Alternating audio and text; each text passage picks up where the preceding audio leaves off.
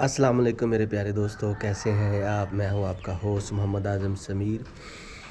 आज मैं हमेशा की तरह एक ऐसा कंट्री लेकर आया हूं जो बहुत ही अच्छा, खूबसूरत, प्यारा और साउथ ईस्ट यूरोप में वाक़ वो मुल्क है और 93-94% उसके मुसलमान हैं।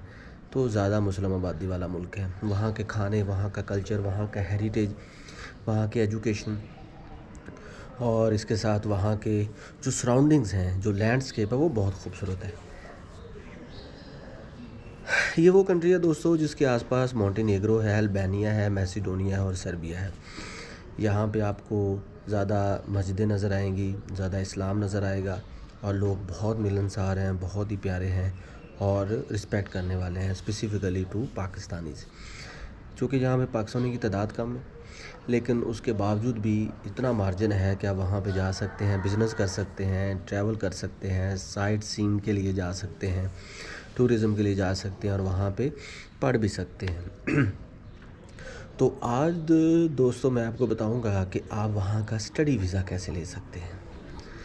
देखिए जी, कोसोवो में इतनी यूनिवर्सिटीज़ नहीं हैं, एक दो यूनिवर्सिटी हैं। तो दोस्तों यहाँ पे यूनिवर्सिटीज़ की तादाद इतनी ज़्यादा नहीं है, लेकिन जो इनका कैपिटल है ना, प्रिस्टीना, उनकी जो स्टेट यूनिवर्सिटी हैं वो टॉप पे है। इसके अलावा टेक्नोलॉजी और बिज़नेस के कुछ इंस्टीट्यूशन भी हैं, कॉलेजेस भी हैं। But in my recommendation you should live in प्रिस्टीना which is very good capital. वहाँ पे सिक्योरिटी भी है, सारे मामला बहुत खूबसूरत है। तो प्रिस्टीना में जो यूनिवर्सिटी है, एक आध कॉलेज भी है, उसको आप स्टडी करें, सर्च करें। अगर आपका वहाँ पे बिज़नेस का या कोई सोशल साइंसेस का या इंग्लिश का या कोई जो मेडिकल के फील्ड है या आपका कोई बायोलॉजिकल साइंसेस है या नेचुरल साइंसेस है, तो आपने सबसे पहले अपना प्रोग्राम ढूंढना है। प्रोग्राम ढूंढने के बाद आपने बाकायदा तौर पे उनके पोर्टल पे या उनके किसी प्रोफेसर से बात करके अप्लाई करना है। अगर आपको एक्सेप्टेंस मिल जाती है, एडमिशन ऑफर लेटर मिल जाता है, हो सकता है कि वो आपसे बिगनिंग में फ़ीस लें, हो सकता है कि वो ना लें, हो सकता है कि आप वहाँ पे जाएं तो आपसे वो फ़ीस लें, हो सकता है कि आपको एग्जामेशन दे दें, या ये भी हो सकता है कि आप वहाँ पे स्कॉलरशिप के लिए एलिजिबल भी हों। तो मास्टर्स, बैचलर और पीएचडी के प्रोग्राम्स हैं वहाँ पे। अच्छा जी, इन तमाम चीज़ों को मद्देनज़र रखते हुए अब आपको अगर एडमिशन ऑफर लेटर मिल जाता है या इनविटेशन लेटर मिल जाता है, तो फिर आपने करना ये होता है कि आपने, चूँकि इनकी एम्बेसी पाकिस्तान में है ही नहीं, तो पाकिस्तान में आप अप्लाई कर सकते नहीं हैं। इस सिलसिले में आपको अबू धाबी या आपको अज़रबैजान या चाइना या कतर, दुबई, आसपास के इलाकों में, कंट्रीज़ में जाना होता है जहाँ पे इनकी एम्बेसी फंक्शनल है। यहाँ पे इनका कौंसलेट जनरल लाहौर में बैठता है, लेकिन आप वहाँ पे प्रॉपरली वीज़ा की एप्लीकेशन नहीं पुट कर सकते। तो दोस्तों इसके साथ साथ एक चीज़ ये भी है कि अगर आपके पास शेंजन का वैलिड वीज़ा है ना, किसी भी कंट्री का, और मल्टीपल एंट्री के साथ है, तो फिर आप यहाँ पे जा सकते हैं 15 दिन के लिए। उन्हीं 15 डेज़ के अंदर अंदर आप यहाँ पे अप्लाई करें। अप्लाई करने के बाद इनविटेशन लेटर लें, उसके बाद वीज़ा को वहाँ पे परसू करें, और अल्लाह करे कि इसी दौरान में अगर आपको वीज़ा मिल जाता है तो वो तो बहुत अच्छी बात है। नहीं तो आपको बाकायदा तौर पे अज़रबैजान या दूसरे कंट्री में जाना पड़ेगा, उसका भी टिकट लेनी पड़ेगी, वीज़ा अचीव करना पड़ेगा। उसके बाद आपको इन तमाम डॉक्यूमेंट्स के साथ, जिसमें आपका इनविटेशन लेटर है, आपका पासपोर्ट है, आपकी बैंक स्टेटमेंट है, आपके हेल्थ के डॉक्यूमेंट्स हैं, आपकी जो टिकट है, उसके साथ साथ आपका जो ट्रैवल हिस्ट्री है, आपकी जो बिज़नेस के डॉक्यूमेंट्स हैं, या आपके एकेडेमिया के डॉक्यूमेंट्स हैं। एकेडेमिया के डॉक्यूमेंट आपने एचएससी और मोफा से अटेस्टेड करवाने होते हैं।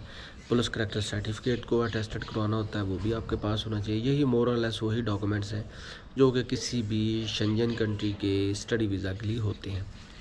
अब जनाब, आपने इन तमाम डॉक्यूमेंट्स को हासिल कर लिया, रिटेन कर लिया, इनलाइन कर लिया, उसके बाद आपने वहाँ से फॉर्म फिल करना होता है, यूनिवर्सिटी से लेना होता है या उनकी वेबसाइट से डाउनलोड करना होता है।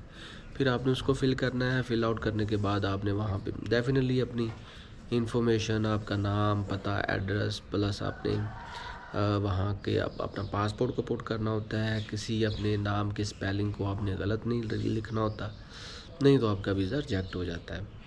अगर आपके पास वहाँ पे रहने के डॉक्यूमेंट्स हैं, लीस्ट एग्रीमेंट हैं, तो वो बहुत अच्छी बात है। इसके अलावा भी अगर आपका कोई फैमिली मेम्बर है और वो आपको बुलाता है तो फिर आपके चांसेस इंक्रीज़ हो जाते हैं। अच्छा, अब आपने ये तमाम प्रोसेस कर लिया, अब इन तमाम डॉक्यूमेंट्स को सबमिट भी कर लिया। अब 40 यूरो इसकी फ़ीस है जी सिंगल एंट्री के साथ, और 15 से 20 दिन के अंदर अंदर वीज़ा आ जाता है। अगर आपका केस स्ट्रॉन्ग है, यूनिवर्सिटी ने आपको इनविटेशन लेटर भेजा हुआ है या प्रोफेसर ने आपको सपोर्ट किया हुआ है, तो जल्दी भी आ सकता है और हो सकता है कि 1 माह भी लग जाए।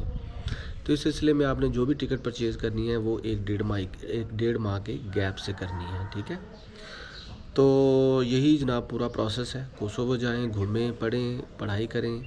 यूनिवर्सिटीज़ की रैंकिंग इतनी टॉप की नहीं है जितनी चाइना या दूसरे यूरोपियन कंट्री की है, लेकिन फिर भी एटमॉस्फेयर इतना अच्छा है कि आपका दिल चाहेगा कि आप वहाँ पे पढ़ें, जॉब करें, अल्बानियन सीखें, कोसोवो की लैंग्वेज सीखें, सर्बियन लैंग्वेज सीखें, ग्रीस और जो उसके आसपास के मोंटेनेग्रो हैं कंट्रीज़ हैं उनको घूमें फिरें, एंजॉय करें और उसके बाद पाकिस्तान को वापस लौटें। तो प्यारे भाइयों, as far as me is concern, मैं कोई वीज़ा एजेंट नहीं हूँ, ना ही मैं एक लॉयर हूँ, आपका दोस्त हूँ, आपका भाई हूँ, आपको गाइड करता रहता हूँ और ये मेरा डिस्क्लेमर भी है। आज तक के लिए बस इतना ही। मिलेंगे next country, next visa index के साथ। तब तक के लिए अपना भरपूर ख्याल रखें। मुझे दे इजाज़त। अल्लाह हाफिज़।